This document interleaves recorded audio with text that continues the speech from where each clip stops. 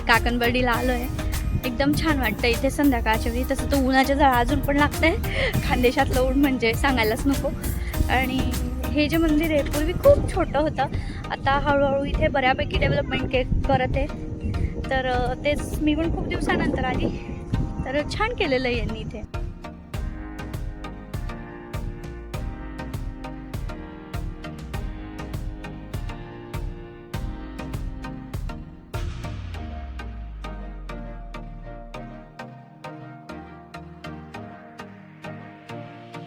किती मस्त असं केलेलं आहे. इथे स्टेप्स आहे असं, आणि पूर्ण राऊंड आहे हा. मी आता तुम्हाला दाखवेलच व्हिडिओ. पूर्ण शेती आहे आणि इकडे गावं आहेत. या मंदिराबद्दल सांगायचं झालं म्हणजे पूर्वी म्हणजे आम्ही खूप लहान होतो तर तेव्हा छोटंसं असं मंदिर होतं टेकडीवर.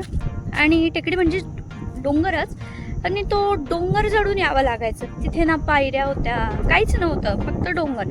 आणि इथे यात्रा पण भरायची, अजूनही भरते. आणि ती यात्रा पण म्हणजे ते डोंगरावर दुकानं लावलेली राहायची लोकांची.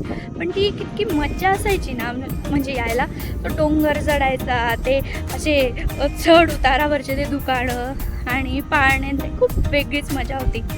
आणि इथल्या लोकांनी आता मग छान पद्धतीने ते डेव्हलप करताय, ते बघून पण खूप छान वाटलं. आणि मी पण खूप दिवसानंतर आली.